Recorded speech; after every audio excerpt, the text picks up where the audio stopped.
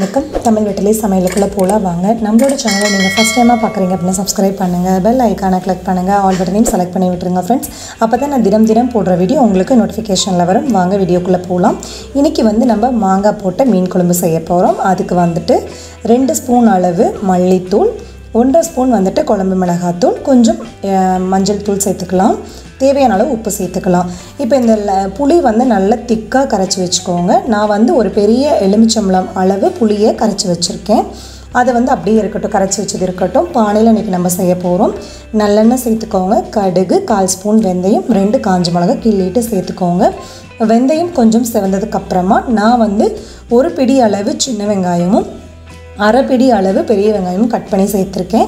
அதுவும் எண்ணெயில் நல்லா கலந்து விட்டுறலாம். கூட கொஞ்சம் பச்சை கருவேப்பிலை ஆட் பண்ணிக்கலாம்.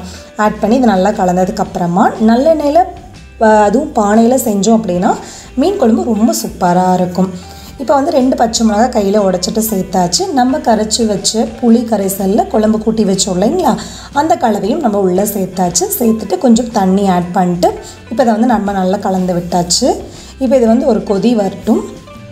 அந்த புளியோட பச்சை வாசனை, அந்த மிளகாத்தூள் மல்லித்தூளோட பச்சை வாசனைலாம் போகட்டும்.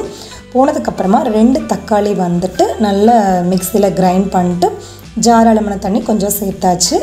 இப்போ இது நல்லா கொதி வரட்டும். நமக்கு இந்த ஸ்டேஜில் குழம்பு மிளகாத்தூள் காரம் கொஞ்சம் குறைவாக இருக்கும். ஸோ அதுக்காக நான் 1/2 ஸ்பூன் அளவு தண்ணி மிளகாத்தூள் சேர்த்துருக்கேன். உங்களுக்கு ஆப்ஷனல் தான், நீங்கள் தேவைன்னா சேர்த்துக்கலாம், இல்லைன்னா ஸ்கிப் பண்ணிடலாம். இப்போ இது நல்லா கொதிச்சிச்சு. இன்னும் குழம்பு கொஞ்சம் திக்காக இருக்குது. அதாவது மீன் குழம்பு கொஞ்சம் தண்ணி போல் இருந்தது அப்படின்னா தான் நல்லாயிருக்கும், சாப்பிட்றதுக்கு நல்லாயிருக்கும். உங்களுக்கு திக்காக வேணுமா தண்ணியாக வேணுமா அப்படிங்கிற அளவை பார்த்துட்டு நீங்கள் தண்ணி ஆட் பண்ணிக்கோங்க. இப்போ இது நல்லா கொதிச்சதுக்கப்புறமா நம்ம கட் பண்ணி வச்ச மாங்காவை இந்த ஸ்டேஜில் உள்ளே சேர்த்துக்கலாம். நான் இந்த மாங்காய் உள்ளே சேர்த்தது 1 மாங்காய் சேர்த்துருக்கேன். நீங்கள் மாங்காய் கட் பண்ணலே அதோட டேஸ்ட் பார்த்துக்கோங்க. ஸோ கூடுதல் புளிப்பு அப்படின்னா நீங்கள் குழம்புக்கு புளி கரைசல் கொஞ்சம் குறைவாக சேர்த்துக்கோங்க. மாங்காவோட புளிப்புக்கு தகுந்த மாதிரி நீங்கள் கரைக்கிற புளி கரைசலோட அளவு அதிகப்படுத்தவும் கம்மி பண்ணவும் செஞ்சுக்கோங்க. இப்போ மாங்காய் சேர்த்துட்டு நல்லா 2 கொதி வந்துருச்சு. புளியோட பச்சை வாசனை எல்லாம் போயிருச்சு. இந்த ஸ்டேஜில் அந்த மிளகாத்தூளோட பச்சை வாசனைலாம் போனதுக்கப்புறமா நம்ம கழுவி சுத்தம் பண்ணி வச்சு மீன் துண்டுகளை எடுத்து உள்ளே சேர்த்துடலாம். நான் நல்லா மீனை கழுவின சுத்தம் பண்ணதுக்கப்புறமா கொஞ்சம் உப்பும் மஞ்சள் தூளும் போட்டு நல்லா மீனை பசறி வச்சுருக்கேன். அதை இப்போ நான் உள்ளே சேர்த்துக்கிட்டேன். எல்லா மீனையும் உள்ளே சேர்த்ததுக்கப்புறமா மெல்லிஸாக கரண்டி வச்சு கலக்கி விடுங்க. ரொம்ப கலக்க வேண்டாம், உடைஞ்சிரும். இப்போ இது எல்லா மீனையும் குழம்புற முழுகிறபடி செஞ்சுருங்க. செஞ்சுட்டு அடுப்பை அதிகப்படுத்திக்கலாம். நம்ம கரெக்டாக 5 மினிட்ஸ் நல்லா கொதிச்சுது அப்படின்னாவே மீன் நல்லா நமக்கு சூப்பராக வெந்துடும்.